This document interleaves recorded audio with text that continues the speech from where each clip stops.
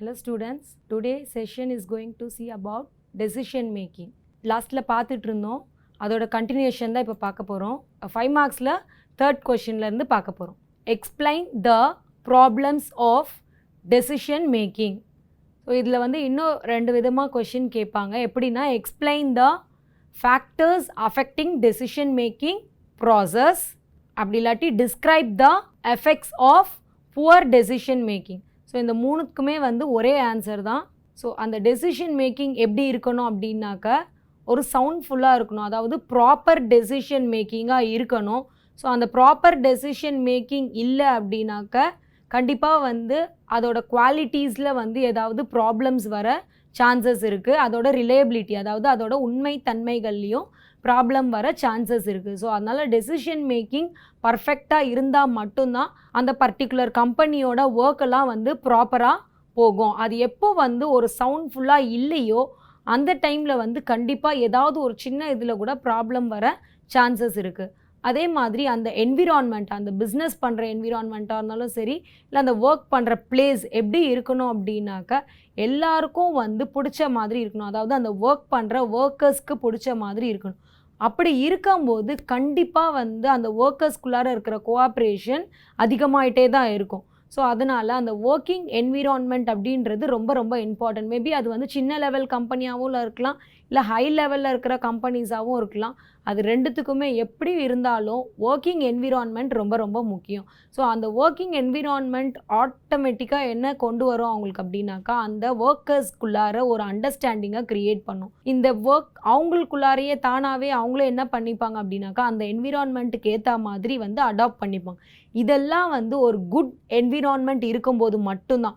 Maybe அந்த environment நல்லா இல்லாதப்போ என்ன ஆகும்னா அந்த ஒர்க்கர்ஸ்குள்ளார சின்ன சின்ன பிரச்சனைகள்லாம் வந்து பெருசாகும். பிரச்சனையே இல்லாத டைமில் கூட வந்து புதுசாக க்ரியேட் ஆகும். ஸோ அதனால் வந்து அதுக்கெலாம் என்விரான்மெண்ட்டும் ஒரு சான்சஸாக இருக்குது. அதே மாதிரி டெசிஷன் எடுக்கும்போது ரொம்ப சிம்பிளாகவும் கிளியராகவும் இருக்கணும். அதாவது ஒரு டெசிஷன் எடுக்கிறாங்க அப்படின்னாக்க இதை மற்றவங்க கிட்ட சொல்லும் போது இந்த டெசிஷனை இதுதான் அப்படின்னு சொல்லிட்டு டக்குன்னு அவங்களுக்கு புரிகிற மாதிரி இருக்கணும். அது எந்த ஒரு காம்ப்ளிகேஷன்ஸும் அதில் இருக்கக்கூடாது. அதே மாதிரி இப்போ ஒருத்தவங்க கிட்டேருந்து இன்னொருத்தவங்களுக்கு கன்வே பண்ணும்போது ஈஸியாக இருந்தால் தான் அந்த ப்ராப்பர் கம்யூனிகேஷன் இருக்கும். இல்லை அப்படின்னாக்கா அதில் ஏதாவது டிஃபிகல்ட்டிஸ், காம்ப்ளிகேஷன்ஸ் இருக்குது அப்படின்னா ஒருத்தவங்க கிட்டேருந்து இன்னொருத்தவங்க கிட்ட சொல்லும்போது என்ன ஆகும், அவங்க 1-2 வார்த்தைகளை விட்டுட்டு சொல்லுவாங்க, இல்லை வேறு ஏதாவது தப்பாக கம்யூனிகேட் பண்ணுவாங்க. இந்த மாதிரியான ப்ராப்ளம்ஸ்லாம் அரைஸ் ஆகும். ஸோ இதுக்கு பெட்டர் திங் அவங்க என்ன பண்ணிடணும், அந்த டெசிஷனை வந்து கிளியராகவும் சிம்பிளாகவும் கொண்டு வந்துட்டால் எந்த ப்ராப்ளமும் இருக்காது. அதே மாதிரி எல்லா மெம்பர்ஸும், அந்த ஆர்கனைசேஷனில் இருக்கிற எல்லா மெம்பர்ஸையும் வந்து ஒர்க்கர்ஸை வந்து அந்த டீம் எக்ஸிக்யூட்டிவ் இருப்பாங்க, இல்லாட்டி வந்து ஹையர் அஃபீஷியல்ஸ் இருப்பாங்க. ஸோ அந்த ஹையர் அஃபீஷியல் வந்து அவங்களுக்கு கீழே இருக்கிற லோவர் லெவல் எக்ஸிக்யூட்டிவோட ஒப்பீனியன்ஸை வந்து கேட்கணும். பட் ஆனால் அவங்களோட ஒப்பீனியன்ஸை வந்து கேட்காதப்போ வந்து என்ன ஆகும் அப்படின்னாக்கா அந்த டைமில் வந்து ப்ராப்ளம் அரைஸ் ஆகும். நம்ம இப்போ பார்த்துட்டு இருக்கிறது வந்து எஃபெக்ட்ஸில். ஸோ அதாவது அதை பண்ணால் எப்படி இருக்கும், பண்ணலைன்னா என்ன. ஸோ அது ரெண்டுமே தான் நம்ம இதில் பார்க்குறோம். ஸோ அதனால் டாப் லெவல் எக்ஸிக்யூட்டிவ்ஸில் இருக்கிறவங்க வந்து அவங்களுக்கு கீழே இருக்கிறவங்க கிட்ட வந்து சஜஷன்ஸ் கேட்கலாம். ஸோ அதாவது அதை எடுத்துக்கணும்னு கிடையாது, அவங்கக்கிட்டேருந்து ஒரு ஒப்பீனியன் தான் நம்ம கேட்குறோம். அதை கன்ஃபார்மாக அதை தான் ஃபாலோ பண்ணணும்னு சொல்லிட்டு யாரும் சொல்ல போகிறது கிடையாது. ஸோ சஜஷன்ஸ், ஐடியாஸ் எப்போ வேணால் யார் வேணால் கொடுக்கலாம். ஸோ அதனால் கண்டிப்பாக டாப் லெவலில் இருக்கிறவங்க லோ லெவல் இருக்கிறவங்க கிட்ட வந்து இவங்க லோ லெவல் தானே அப்படின்னு சொல்லிட்டு நினைக்காம அவங்களோட ஒப்பீனியன்ஸை கேட்டுக்கிட்டாங்க அப்படின்னாக்க கண்டிப்பாக வந்து அந்த ஆர்கனைசேஷனில் இன்னும் வேறு ஏதாவது மாற்றங்கள் கொண்டு வரத்துக்கு ஹெல்ப்ஃபுல்லாக இருக்கும். ஸோ அதே மாதிரி அந்த டெசிஷனை வந்து இம்ப்ளிமெண்ட் பண்ணுறதுக்கு முன்னாடி இந்த ரிசல்ட்ஸ் எப்படி இருக்கும்னு சொல்லிட்டு ஒரு சின்ன ரீகேப்சுலேஷன் இவங்க பண்ணி பார்க்கணும். ஸோ அதாவது அதை வந்து ஃபுல்லாக இம்ப்ளிமெண்ட் பண்ணுறதுக்கு முன்னாடி இப்படி பண்ணால் இந்த மாதிரி நடக்குமே, ஸோ அதெல்லாம் பண்ணலாமா, அதை பண்ணுறதுனால என்னென்ன எஃபெக்ட்ஸ் வருது, அந்த மாதிரியானதெல்லாம் வந்து இவங்க யோசிச்சுட்டு அதுக்கேற்ற மாதிரி டெசிஷன்ஸை வந்து இம்ப்ளிமெண்ட் பண்ணாங்க அப்படின்னாக்க கண்டிப்பாக இந்த ஆர்கனைசேஷன் வந்து ப்ராப்பராக நடக்கும். இன்கேஸ் அந்த மாதிரி பண்ணலை அப்படின்னாக்கா அதுக்கு ஆப்போசிட்டாக அவங்களுக்கு ஏதாவது ஒரு ப்ராப்ளம்ஸ் வர்றது, இல்லை அந்த ஆர்கனைசேஷனில் ஒர்க் பண்ணுற ஒரு ஒர்க்கர்ஸ்க்கும் இன்னொரு ஒர்க்கர்ஸ்க்கும் டாப் லெவல்லேருந்து லோவர் லெவல், ஸோ இந்த மாதிரி ஏதாவது ப்ராப்ளம்ஸ் அரைஸ் ஆக சான்சஸ் இருக்குது. இன்னொரு மெயின் ப்ராப்ளம் என்ன அப்படின்னாக்க வந்து டைம். ஸோ டைமை வந்து இவங்க ப்ராப்பராக வந்து மெயின்டைன் பண்ணலை அப்படின்னாக்க என்னதான் இவங்க எவ்வளோ பெரிய ப்ராப்பர் டெசிஷன்ஸ் எடுத்தாலும் அந்தந்த டைமுக்குள்ளார இந்த ஒர்க்கை முடிக்கணும் அப்படின்னு சொல்லிட்டு இருக்கும். ஸோ அந்த மாதிரி ஒழுங்காக முடிக்கலன்னா எவ்வளோ பெரிய ப்ராப்பர் டெசிஷன்ஸ் எடுத்திருந்தாலும் அது எந்த விதத்துலேயும் யூஸ்ஃபுல்லாக இருக்காது. ஸோ அதனால் டைம் மெயின்டைனிங் வந்து ரொம்ப ரொம்ப இம்பார்ட்டண்ட்.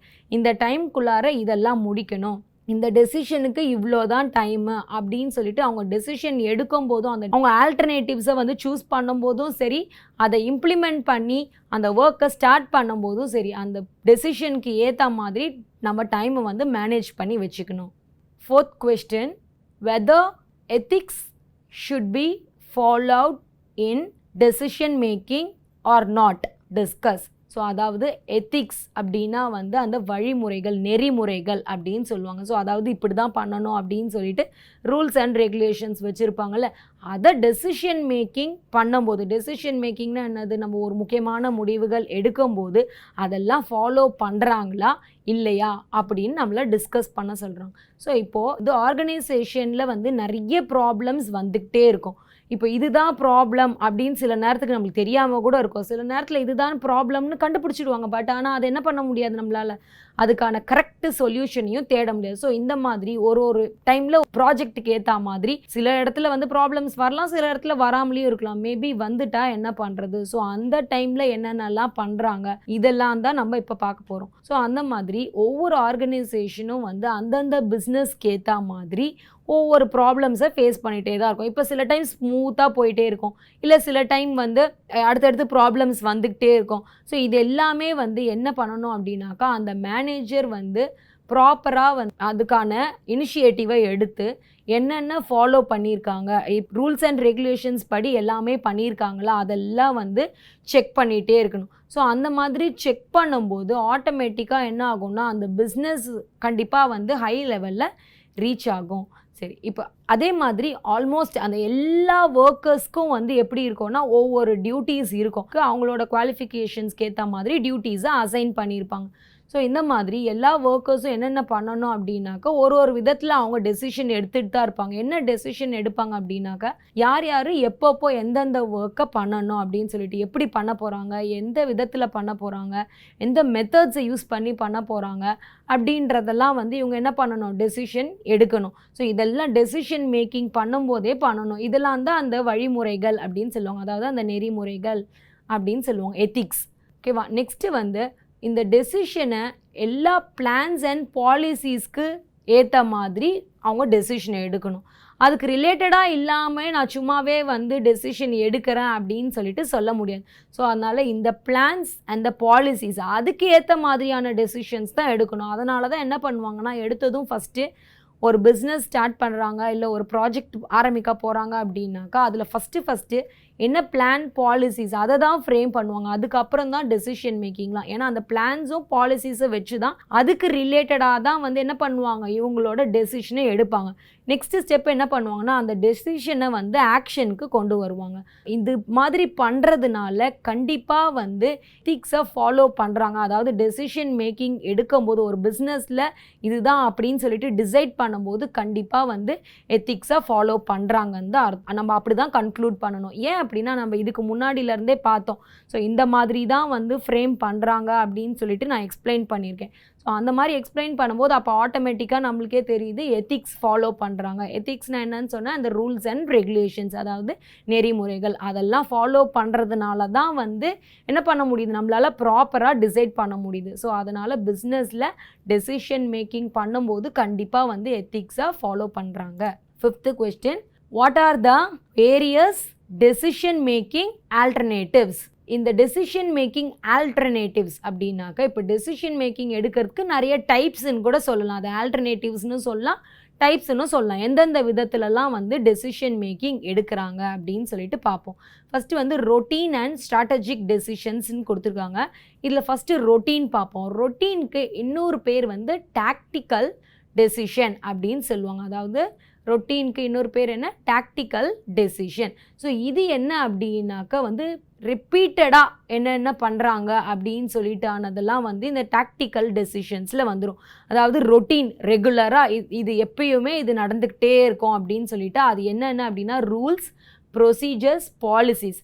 ஸோ இது எந்த இது வந்தாலும் இது மாறாது. ரூல்ஸ் ஃப்ரேம் பண்ணுறது மாறாது, ப்ரொசீஜர்ஸ் மாறாது, பாலிசிஸும் மாறாது. இது 3ம் வந்து கண்டிப்பாக இருக்கும். ஒரு டெசிஷன்ஸ் எடுக்க போகிறாங்க அப்படின்னாக்கா அதுக்கு முன்னாடி கண்டிப்பாக இது 3ம் இருந்தால் தான் அவங்களால என்ன பண்ண முடியும், அடுத்த ஸ்டெப்புக்கே போக முடியும். ஸோ அதனால் இந்த 3ம் வந்து கன்ஃபார்மாக இருக்கும். அதனால தான் இதை வந்து ரிப்பீட்டட், ரொட்டீன் அந்த மாதிரி சொல்கிறாங்க. ஸ்ட்ராட்டஜிக் ஆர் பேசிக் டெசிஷன், இது வந்து எப்பதாவது நம்ம அந்த பாலிசிக்கு ரிலேட்டடாக அதுக்கு ஏற்ற மாதிரி தான் இந்த ஸ்ட்ராட்டஜிக் டெசிஷன் எடுக்க போகிறோம். ஸோ அதனால் அந்த பாலிசிஸை ஃபஸ்ட்டு வந்து என்ன அப்படின்னு சொல்லிட்டு கண்டுபிடிப்பாங்க. அதோட ஃபேக்ட், அந்த பாலிசியோட உண்மைத்தன்மையை பார்ப்பாங்க. அதுக்கப்புறமா தான் வந்து என்ன பண்ணுவாங்க, அந்த டெசிஷனை எடுப்பாங்க. ப்ரோக்ராம்டு ஆர் ஸ்ட்ரக்சர்டு அண்ட் நான் ப்ரோக்ராம்டு ஆர் அன்ஸ்ட்ரக்சர்ட் டெசிஷன், இதெல்லாம் வந்து அந்த சைட் ஹெட்டிங்ஸ் மாதிரி. இதில் இப்போ இதோட சப்டிவிஷன் தான் programmed or structured. So programmed or structured அப்படின்னா இதுவும் வந்து ரொட்டீன் அண்ட் ரெப்பிட்டேட்டிவ் நேச்சர். அப்படின்னா என்னன்னாக்கா ரெகுலராக வந்துக்கிட்டே இருக்கும் அப்படின்னு அர்த்தம். அதாவது ப்ரோக்ராம்டுனா இப்படி தான் அப்படின்னு சொல்லிட்டு ஃபிக்ஸ் பண்ணிவிடுவாங்க. அதுக்குன்னு ஒரு ஸ்ட்ரக்சர் கொடுத்துருவாங்க, இது படி தான் நீங்கள் பண்ணணும். ஆல்ரெடி உங்களுக்கு நேம்லேயே வந்து மீனிங் புரியும். ப்ரோக்ராம்டு ஆர் ஸ்ட்ரக்சர்டு அப்படின்னா இப்படி தான் பண்ணணும் அப்படின்னு சொல்லிட்டு இந்த ப்ரொசீஜருக்கு ஏற்ற மாதிரி தான் நீங்கள் பண்ணணும் அப்படின்னு சொல்லிட்டு ஃப்ரேம் பண்ணிவிடுவாங்க. அதுதான் வந்து ப்ரோக்ராம்டு ஸ்ட்ரக்சர்ட். இப்போ எக்ஸாம்பிளுக்கு ஒரு கம்ப்யூட்டரில் எடுத்துக்கலாம், ப்ரோக்ராம்டு சாஃப்ட்வேர் அப்படின்னு சொல்லுவாங்க. ஸோ அப்படி சொல்லும்போது என்ன அர்த்தம், ஆல்ரெடி வந்து இந்த சாஃப்ட்வேரை இப்படி தான் பண்ணணும்னு ப்ரோக்ராம் பண்ணி வச்சுட்டாங்க. அதில் நம்ம எந்த சேஞ்சஸும் பண்ண முடியாது, நம்ம பண்ணவும் கூடாது. ஸோ பண்ண முடியாததுனால வந்து அதை ப்ரோக்ராம்டு அப்படின்னு சொல்கிறாங்கல்ல. ஸோ அதே மாதிரி தான் இந்த டெசிஷன் மேக்கிங் ப்ராசஸ்லேயும் வந்து இந்த ஃபார்மேட்டில் தான் பண்ணணும் அப்படின்னு சொல்லி ப்ரொசீஜர் ஃப்ரேம் பண்ணி வச்சுருப்பாங்க. ஸோ அப்போ அதை வேறு எந்த விதமாகவும் இவங்களால பண்ண முடியாது. அதனால் இப்படி தான் பண்ணணும்னு இருக்கிறதுனால அதை வந்து ப்ரோக்ராம்டு ஆர் ஸ்ட்ரக்சர்ட் டெசிஷன் அப்படின்னு சொல்கிறோம். இப்போ நெக்ஸ்ட்டு நான் ப்ரோக்ராம்டு ஆர் அன்ஸ்ட்ரக்சர், இது வந்து அதுக்கு அப்படியே ஆப்போசிட். இதில் இப்படி தான் பண்ணணும் அப்படின்னு சொல்லிட்டு எந்த இதுவும் இருக்காது. பட் இப்படி இருக்கிறதுனால வந்து சில ப்ராப்ளம்ஸ்லாம் வந்து அரைஸ் ஆக சான்சஸ் இருக்குது. ஆப்வியஸ்லி அட்வான்டேஜஸ் இருந்தால் டிஸ்அட்வான்டேஜஸும் இருக்கும். ஸோ அதனால் வந்து இதுக்குன்னு ஸ்டாண்டர்ட் ப்ரொசீஜர் இல்லாததுனால மேபி அங்கே ஏதாவது ப்ராப்ளம் அரைஸ் ஆச்சு அப்படின்னாக்கா அதை ஹேண்டில் பண்ணவும் தெரிஞ்சுக்கணும். ஸோ எப்போ அவங்க ஒரு அன்ஸ்ட்ரக்சர்ட் டெசிஷன் மேக்கிங் அந்த ஆல்டர்னேட்டிவை சூஸ் பண்ணுறாங்களோ அப்போ ஆட்டோமேட்டிக்காக அந்த ப்ராப்ளம்ஸை ஹேண்டில் பண்ணவும் அவங்க வந்து தயாராகிக்கணும். Policy and operating decision. So first வந்து பாலிசி டெசிஷன்ஸ் பார்க்கலாம். ஸோ பாலிசி டெசிஷன்ஸ்னால் என்ன, பாலிசிஸ்னால் ஆல்ரெடி சொல்லியிருக்கேன், அந்த ஃப்ரேம் பண்ணுறது தான் வந்து பாலிசிஸ். அந்த கம்பெனியை இந்த படி தான் வந்து நீங்கள் ரன் பண்ணணும், இதெல்லாம் வந்து ரூல்ஸ் அண்ட் ரெகுலேஷன்ஸ், இந்த ஆர்கனைசேஷனில் ஒர்க் பண்ணுற பர்சன்ஸ் இதெல்லாம் ஃபாலோ பண்ணணும் அப்படின்னு சொல்லிட்டு ஒரு பாலிசி, இந்த ஒர்க்கை இந்த மெத்தடில் தான் பண்ணணும் அப்படின்லாம் வந்து போடுறது தான் பாலிசிஸ் அப்படின்னு சொல்லுவாங்க. ஸோ இது ரொம்ப ரொம்ப இம்பார்ட்டண்ட். எந்த ஆர்கனைசேஷனாக இருந்தாலும் சரி இந்த பாலிசி டெசிஷன் அப்படின்றது வந்து ரொம்ப ரொம்ப இம்பார்ட்டண்ட். ஸோ இதை யார் பண்ணுவாங்க அப்படின்னாக்கா ஹையர் அஃபீஷியல், அதாவது டாப் லெவல் மேனேஜ்மெண்ட்டில் இருக்கிறவங்க மட்டும்தான் வந்து என்ன பண்ணுவாங்க, இந்த பாலிசி டெசிஷன்ஸை பண்ணுவாங்க. Next operating decisions. So operating டெசிஷன்னா, ஆப்ரேட்டிங்னால என்னது, அந்த ஃப்ரேம் பண்ண பாலிசியை வந்து ஆப்ரேட், அதாவது அதை செயல்படுத்துகிறாங்க. அதை செயல்படுத்துறது லோவர் லெவல் மேனேஜ்மெண்ட். அதை ஃப்ரேம் பண்ணி கொடுக்கறது மட்டும்தான் டாப் லெவல் மேனேஜ்மெண்ட்டோட ஒர்க்கு. ஸோ அதை வந்து செயல்படுத்துறது யார், ஒர்க்கர்ஸ் தான் அதை வந்து செயல்படுத்தணும். ஸோ அப்போ அதான் லோவர் லெவல் மேனேஜ்மெண்ட்டில் இருக்கிறவங்க தான் அதை வந்து என்ன பண்ணுவாங்க, அந்த ஆக்ஷனில் கொண்டு வந்து அதை செயல்படுத்துவாங்க. ஆர்கனைசேஷ்னல் அண்ட் பர்சனல் டெசிஷன்ஸ். ஸோ இதில் ஃபஸ்ட்டு வந்து ஆர்கனைசேஷனல் டெசிஷன் பார்க்கலாம். ஆர்கனைசேஷன் டெசிஷன் அப்படின்னாலே வந்து ஒரு அஃபீஷியல் அப்படின்னு அர்த்தம். இன்பர்சனல் அப்படின்னு சொல்லுவாங்கள்ல.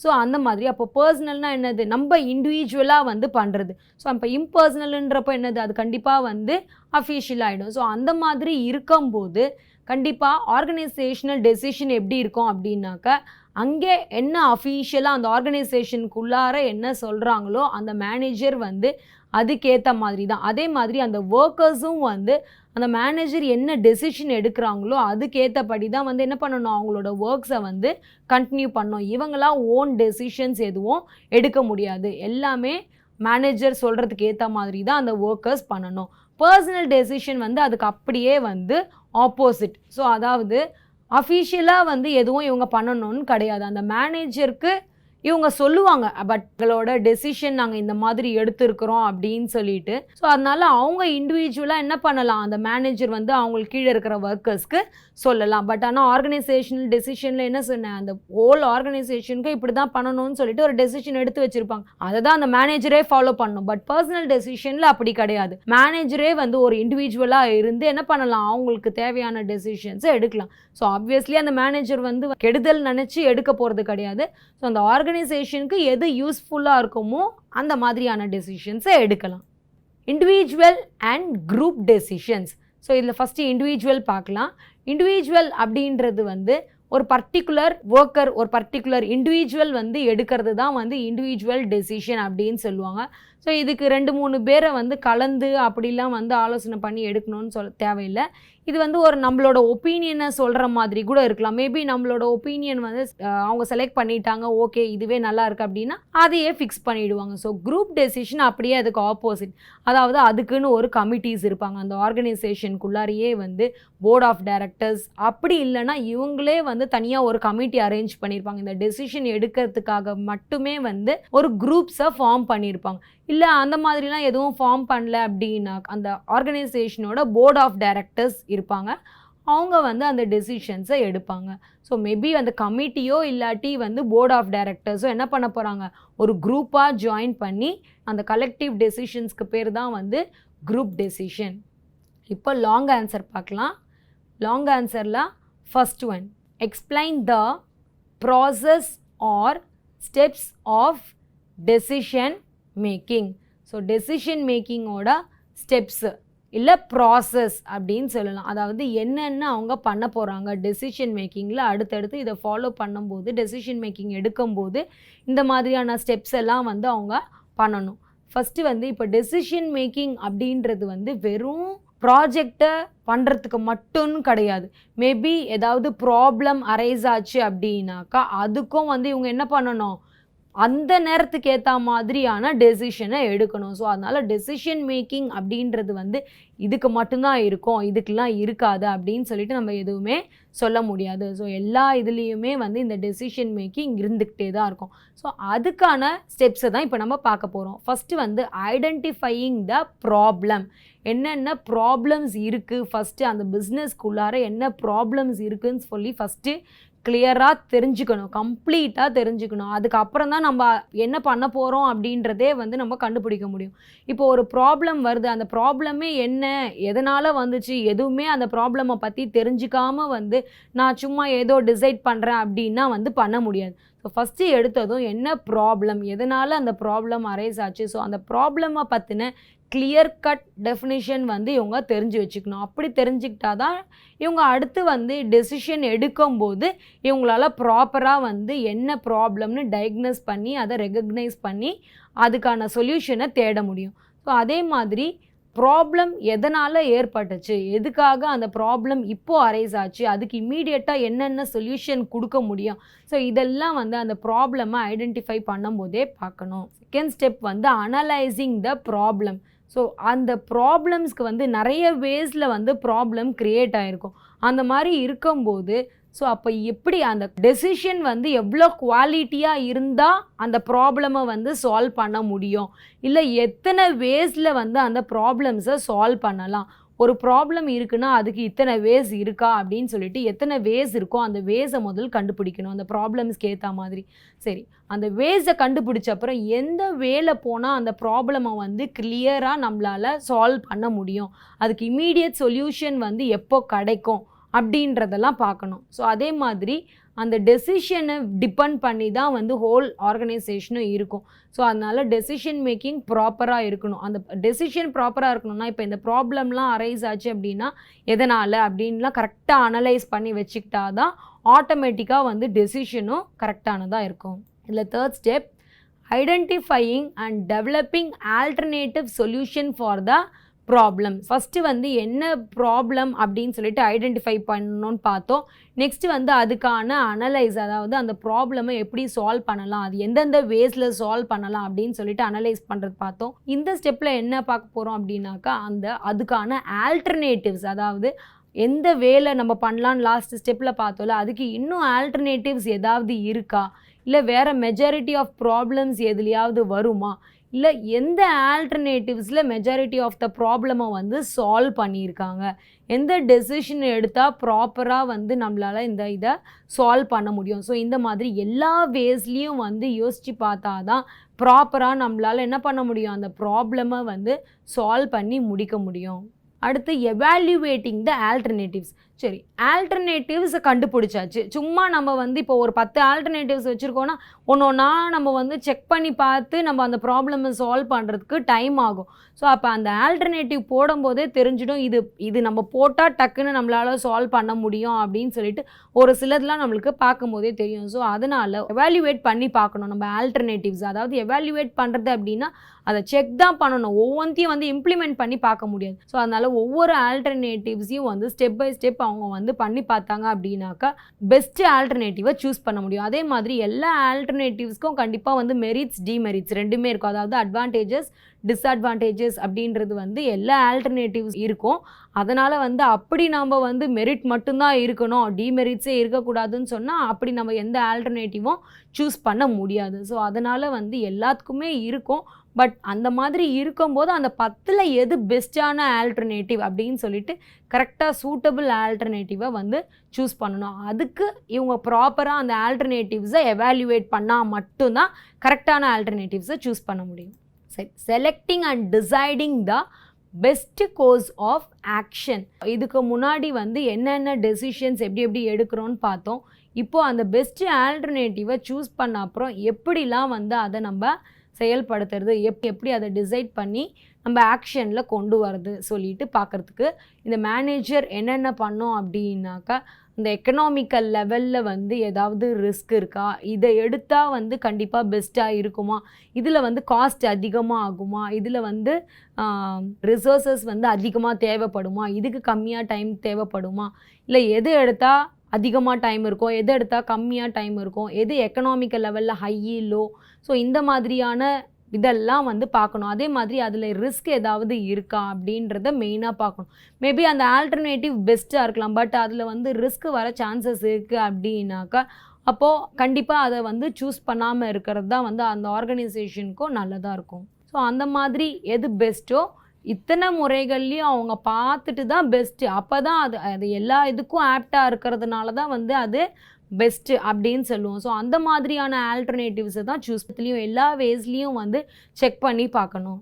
Implementing the decision. இப்போ நம்ம வந்து எவால்யூவேட் பண்ணி என்ன டெசிஷன் என்ன ஆல்டர்னேட்டிவ் அப்படின்னு சொல்லிட்டு செக் பண்ணி எல்லாமே பண்ணிவிட்டு டிசைட் பண்ணியாச்சு. இப்போ இதை தான் பண்ண போகிறோம் அப்படின்னு சொல்லிட்டு செலக்ட் பண்ணியாச்சு.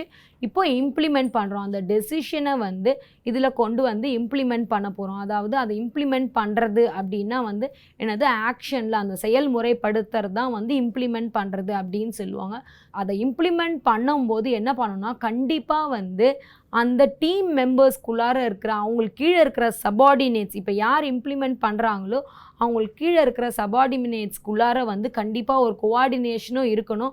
அட் த சேம் டைம் இவங்க வந்து ப்ராப்பராக வந்து அதை கம்யூனிகேட் பண்ணணும். அந்த மாதிரி பண்ணால் மட்டும்தான் எடுத்த டெசிஷனுக்கும் அந்த ஆர்கனைசேஷனோட ஹையர் லெவல் க்ரோத்துக்கும் வந்து யூஸ்ஃபுல்லாக இருக்கும். ஸோ இல்லை டெசிஷன் மட்டும் வந்து ப்ராப்பராக எடுத்துகிட்டு அந்த டீம் வந்து ப்ராப்பராக வந்து கோஆர்டினேட் பண்ணலை அப்படின்னா கண்டிப்பாக வந்து அந்த ஒர்க்கு ப்ராப்பராக ரன் ஆகாது.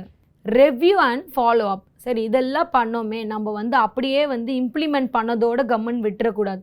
என்ன பண்ணணும், ஒரு வாட்டியும் வந்து ரிவ்யூ பண்ணிக்கிட்டே இருக்கணும். நம்ம இஷ்டம் 1 month ஒன்ஸ் வச்சுக்கலாம், இல்லை 1 week ஒன்ஸ் வச்சுக்கலாம், அந்த மாதிரி தான். இப்போ மேபி ப்ராஜெக்டே ஒரு 1 month தான் அப்படின்னாக்கா இவங்க என்ன பண்ணலாம் 3 days ஒன்ஸு இல்லை 5 days ஒன்ஸு. அந்த ரிவ்யூ அண்ட் ஃபாலோ அப் அப்படின்றது வந்து நம்மளோட இஷ்டம் தான். அந்த ப்ராஜெக்டோட பீரியடுக்கு ஏற்ற மாதிரி அவங்க என்ன பண்ணணும். இப்போ ஒரு எக்ஸாம்பிளுக்கு சொல்கிறேன். ஒரு கார்மெண்ட்ஸில் என்ன பண்ண போகிறாங்க, அந்த துணியை வந்து ஸ்டிச் பண்ண போகிறாங்க. ஒரு ஷர்ட்ஸ் எடுத்துக்கலாம் எக்ஸாம்பிளுக்கு. இப்போ இவங்க வந்து 5000 ஷர்ட்ஸ் வந்து என்ன பண்ணணும், இவங்க ஒரு 2 monthsக்குள்ளார கொடுக்கணும் அப்படின்னு சொல்லிட்டு அந்த கார்மெண்ட்ஸ்க்கு இவங்க ஒரு ப்ராஜெக்ட் கிடைக்கிது. ஸோ அந்த மாதிரி பண்ணும்போது அப்பாடா நம்ம ப்ராஜெக்ட்லாம் சொல்லிட்டோம், இப்படி தைக்கணும் அப்படி தைக்கணும்லாம் எல்லாமே சொல்லிட்டோம் அப்படின்னு சொல்லிட்டு என்ன பண்ணக்கூடாது, அந்த டீம் ஹையர் அஃபீஷியல் அப்படியே விட்டுறக்கூடாது. அவங்க வந்து அந்த ஒர்க்கை ப்ராப்பராக பண்ணுறாங்களா. இப்போது 2 months அப்படின்றதுனால இவங்க 1 week ஒன்ஸ் கூட வந்து என்ன பண்ணலாம், ரிவ்யூ பண்ணிக்கலாம். ஸோ ரிவ்யூ பண்ணும்போது 1 weekல வந்து எவ்வளோ முடிச்சிருக்கீங்க, அடுத்த வீக்கில் எவ்வளோ முடிச்சிருக்காங்க. ஸோ அப்போ 2 மந்த்ஸ் ரீச் ஆகும்போது அவங்க சொன்ன ப்ராஜெக்டை நம்ம முடிச்சிட முடியுமா?